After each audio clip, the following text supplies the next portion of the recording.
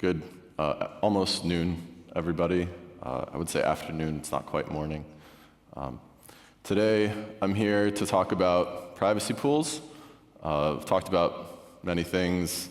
This isn't my first Berlin Ethereum conference. I'm grateful to be here. Thanks for the Gnosis folks for organizing it and for inviting me. But this year, we're focused on privacy.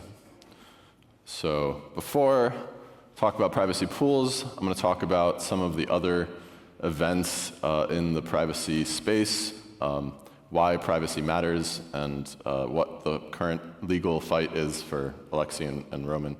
I'll just talk about it briefly. So one of the questions that you get when you advocate for privacy is why privacy? And one of the examples that I like to use is about how, the first time I gave this talk, I was in Amsterdam talking to the Dutch people about how the Dutch had the highest casualty rate during the Holocaust because their civil surveillance infrastructure, they had really good KYC, and so they knew where all the Jews were, and so it was very easy for the Nazis to find them all and Holocaust them. And the lesson there is that you should be careful when you design your systems because you don't always know if the good guys are continuing to be the people who administer them indefinitely. And so you should design the systems that you build to protect the people who use them from the operator as well, so that you're not creating the problem. So this is from Ryan's post in response to Alexei Pertsev being arrested in the Netherlands.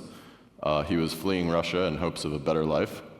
And he was arrested for, how many of you have heard of Tornado Cash and Alexei and everybody? Cool. So you guys know this is a really bad precedent to set. And one of the things that they said in the courtroom, I was there, was that the judge said there is no positive use case for Tornado Cash. This is despite me using it for payroll, Vitalik using it to send money to the Ukrainians without the Russians figuring out how much he was sending, and things like that. So the fight for privacy is ongoing. Alexei has appealed the outcome of his case. He lost his case. He was sentenced to 5 years in prison. He's appealed that. He's out with an anklet. He's not like free, but pending his appeal trial. Roman's trial is in about a month. He's currently fundraising for it. Ignore the low battery. I think I'll make it to the end of this presentation. And in addition to those, we have more proposed EU legislation that will actually ban privacy coins from exchanges and things like that. And so there are some positive notes. For example, in the US, the Department of Justice had a memo about a month ago that said that we should not prosecute privacy devs for the crimes, protocol devs generally, for the crimes of their users, and any ongoing legislation should be dropped. But so far, the prosecutors in Roman Storm's case are ignoring this. So support Alexei, support Roman, check out wewantjusticedao.org, and you can buy a juice box, buy an NFT on Juicebox, take a picture of this and scan it. If you have the means of helping out, please do. Thank you.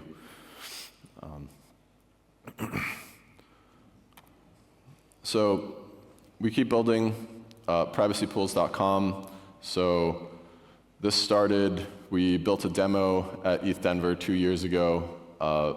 We wrote a paper with Vitalik 1 year ago. The demo that we released was very basic. The idea of privacy pools is that you can deposit and then you can withdraw from it, but you dissociate from some of the people who deposited, so you can say, hey, look, I'm not North Korea when they have used some of these systems. So it's what I consider a Tornado Cash Compliance Tool 2.0.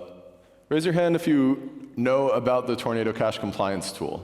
Not enough people know about this. I wish more people did. And it's that the Tornado Cash team actually built themselves a tool that allowed you, with the note that you get when you deposit, to identify a specific withdrawal as being from a specific deposit, so you can dox yourself. You can go to a regulated financial institution and say, hey, look, this deposit was actually me and is my money. That's why it doesn't even really make sense to call these things mixers, because if it was a real mixer, then you wouldn't be able to prove which deposit belonged to you. So yeah, the idea of privacy pools takes us to the next level. Instead of only being able to privately prove which deposit you are, you can publicly prove which deposits you are not. And this is a more scalable system. And so Oxbow is my company that I'm the CTO of, and we manage the approval process. We manage a whitelist of all of the approved deposits, and we update that periodically. And so we do KYT, which is know your transaction, to figure out the source of funds and decide, to admit the people who came from legitimate usage, known ENS account or reputable exchange, and not, terrorist money that has hacked DeFi protocols that our friends run. So we launched last month with a 1 ETH limit. We removed the deposit limit a month ago. This is some old slides. And privacypools.com is open for business. It is on-chain privacy without the terrorists. So how does it work? The user deposits and then must wait for approval. We do a wallet analysis, the KYT. The funds from untrusted sources are rejected. Only the approved deposits can withdraw privately. The rejected funds can still rage quit. Who remembers what rage quit means? All right, I presented the rage quit at a DappCon in 2019. It's a term from Moloch DAO. It just basically means you can take your money at any time and exit the system. And so when you rage quit, you go back to the original address that you deposited from, so you don't get any privacy. Partial withdrawals are supported, so there's a UX upgrade from Tornado Cash. I don't always want to pay somebody 1, 10, or 100 ETH. So what you can do in this is deposit, 5, 10, 100, and then withdraw however you want, 1, 2, 3, 4, and the rest of the money gets redeposited. And so it maps more naturally onto how people generally spend their money. So one of the cool things about this is that Oxbow can still reject deposits that we've approved later. And once we've done that, the people who withdraw after that point are able to prove that they are not the deposit that we have now rejected. And so this allows us to make mistakes and recover from potential mistakes. So if we do accidentally let in some money that we shouldn't have, or we let in money from somebody that then goes on to do some heinous crime and gets sanctioned, then we can remove that deposit from the approved deposits whitelist. And any funds still in the pool go back to the original deposit address via rage quit. So now I'm going to do a quick demo. Can you guys still see this? Perfect. So this is an account that I've already signed into. And you can see the activity. People have deposited some ETH. There's over 1,000 total deposits made. There's 200 ETH plus currently in the pool. So the deposit flow looks like this. It's pretty straightforward. We charge a 0.5% fee on top, because if we charge the fee, if we deducted it, then I would have 0.995 in the pool. And when I go to withdraw 0.995, everybody will know that I deposited 1. So this improves your anonymity set. I click confirm. It's going to pop up on my MetaMask. Would you like to spend the money? Yes. Hopefully this all works so that I'm not embarrassed. Usually it's when you demo stuff that things break. So here now I have a pending deposit that you can see. Notice I cannot withdraw this. That would be privately withdrawing it. I can try to withdraw one of the ones that have approved before. And so I'll just use one of my normal addresses. 0.1 ETH is the minimum withdrawal amount. If I try to withdraw less than that, it'll complain, I think. Must be greater than 0. Oh, well, the relayer will complain. It has a different, should say it in the UI. Hopefully this works. Sometimes if gas is too high, it's still hard-coded and it won't process it, but it looks like gas is in our favor. And so it is processing this withdrawal. and we can see how it's going. So haven't seen it yet, but it's in the works. And so once that's done, I will have received money, and I can use that to fund fresh accounts. I can use that to send payments. I can use that to break the links between money that I've received and money that I want to spend, so that the people who send me money don't see, all of the ways that I'm going to spend that in the future. And so my withdrawal has succeeded. I have withdrawn 0.1 ETH. And so, yeah, I've called the relay function. And so now I can show you guys what happens if this was, for example, rejected. I would be able to do the same thing, which is I can come here and call this exit. And this generates a different zero-knowledge proof. And the zero-knowledge proof this generates is simply that I have the money and I have not spent the money yet. It's different than saying that my deposit is currently on the original approved whitelist that Oxbow publishes. And so now I can exit this money, and when I exit the money, I have to use the wallet that I deposited, and I can withdraw back to that same wallet, minus the vetting fee. We keep that. So if you're probing our system, we'll make it a little bit more expensive for you. So now I have exited that ETH, and I still have a different 0.1 ETH that I have deposited before. And that's basically how privacy pools works. And we are working on updating this and adding some more features as well. I'm going to talk about the admin design of this. We thought pretty hard about what privileges we have and what we consciously have chosen not to have. For example, one thing we can do is nuke the entire association set, the whole whitelist of approved deposits. And all users at that point are forced to rage quit back to their original public addresses that they deposit from. So we can rug your privacy, kind of, but we cannot retroactively de-anonymize your withdrawals. So if you have already withdrawn from the system, there's nothing we can do to reveal, which deposit that withdrawal came from. We don't know. Nobody does. So we have a function that allows us to prevent future pool deposits. One-time switch, we essentially give up, and we're like, this pool is getting flooded by bad actors. We can't keep up. We need to freeze deposits. And so we can freeze deposits, but we cannot freeze withdrawals. We can never move user funds. Users will have to themselves either rage quit or withdraw if we're still allowing private withdrawals in the number 2 scenario. Another thing is that we separated the contracts that hold the money from the interface to those contracts. So there's 2 contracts. One is called the privacy pool, and one is called the entry point.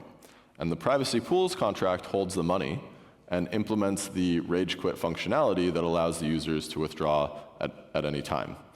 And the entry point is the thing that charges deposit fees and implements the relay function. And so we can update that. One of the things we're thinking about is adding potentially a discount for volume like exchanges do. If you deposit a lot of money pretty often, then we might want to charge you lower fees. Right now we have a flat fee system that applies to everybody. So, there's reasons to want to upgrade that. But if we could upgrade the contract that held all the money, then we could potentially take people's money. And so the combination of these things makes it a non-custodial but somewhat permissioned privacy protocol. So non-custodial is important there because it means that we can't steal, move, or otherwise impair anybody's money that is in the system. And so we don't have the same, for example, KYC requirements that we might if we were a custodial system would be considered a money services business. Future plans, so we are adding ERC20 support. We want yield-bearing tokens in privacy pools. That's a big thing that people are asking for. They say, why would I want my raw ETH in there? I want my staked ETH in there so I can earn yield wallets in the pool. This makes sense because typically you want to keep the money in the pool for a while. So we'll have that. Smarter relayer fees so that I don't have to hard code a gas limit. It'll be dynamic fee based on what the gas price is. We'll do multi-chain EVM support, so we're adding other L2s and L1s, and we might add some non-EVM support. We're currently building a port of this for Cairo for Starknet, and they're exploring building a V2 system, which would have accounts and swaps and internal payments, and maybe probably built on Noir. From what I hear, Noir good, so we'll explore that. So we're hiring. Join us. Help build privacy for the good guys. Follow us on Twitter. I'm Ameen Sol, and our company accounts are 0xbo.io and 0x Privacy Pools. And some of you might be wondering why it's called Oxbow. Besides it having a cool 0x prefix, an oxbow is a type of lake that happens when a river folds and bends on itself and then connects back to itself, leaving a pool of isolated liquidity called an oxbow lake. So that's this little part that separated is called the oxbow lake. And so we thought that looked cool. It also looks like the elliptic curve, so let's do it. Okay, cool. Thank you for watching my presentation. Any questions?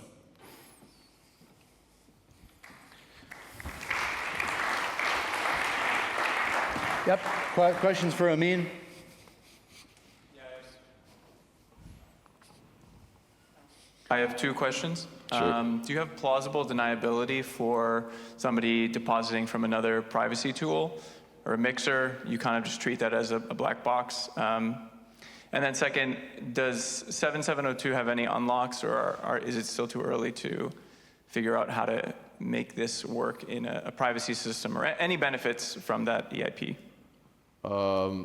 Yeah, so 7702 is the account abstraction one, so that I can maybe not need a relayer or something.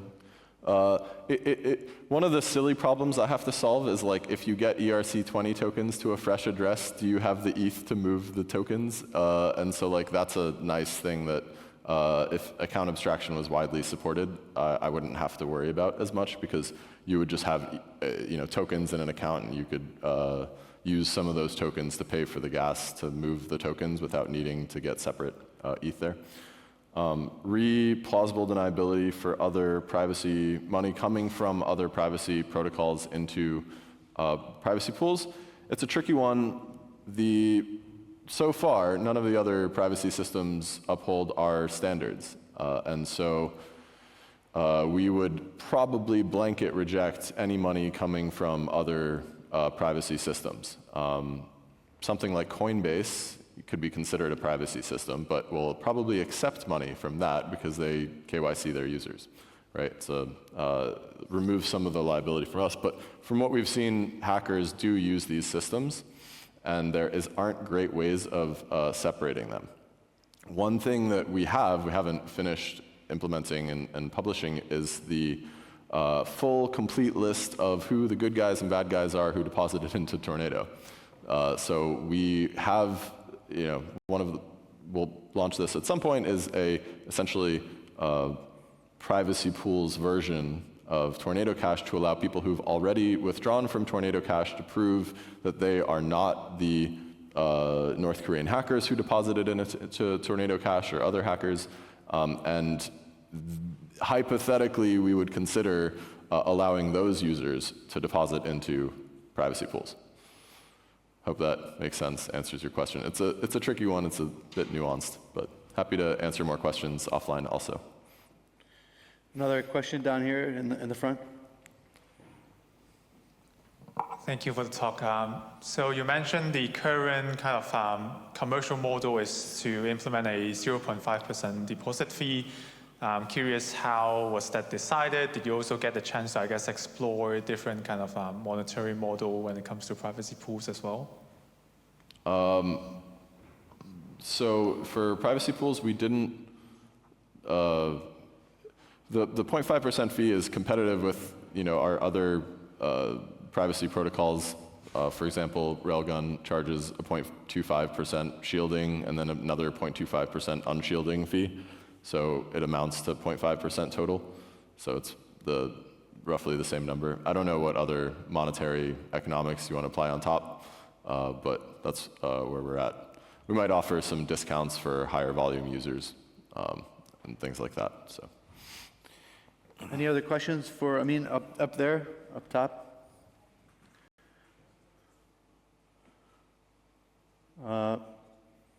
You have a mic up top? oh, Or go ahead, you can just shout out your question. shout it out. Yeah, I got a question about, is there any work to being done to have it acknowledged and accepted by the authorities? It's like, it's a great progress in terms of technical viability, but are we anyway further for the authorities, regulatory bodies or legislators to accept this and simply don't sue us? Yeah, it's a process. I don't think any regulator on the planet has said, yes, this is okay. You can use these privacy tools exactly as is. FinCEN, like in the US, FinCEN gave guidance that the Department of Justice ignored. So it's not super clear cut. There's interest in regulatory bodies in learning more about this. I'm a compliance guy now. I get to go to regulatory meetups, hang out with lawyers and DOJ, FinCEN, CFTC, et cetera, and pitch them on this kind of thing and see what their reaction is. And so you have to build it first in order to start the conversation. And I think we're taking the necessary steps to protect ourselves so that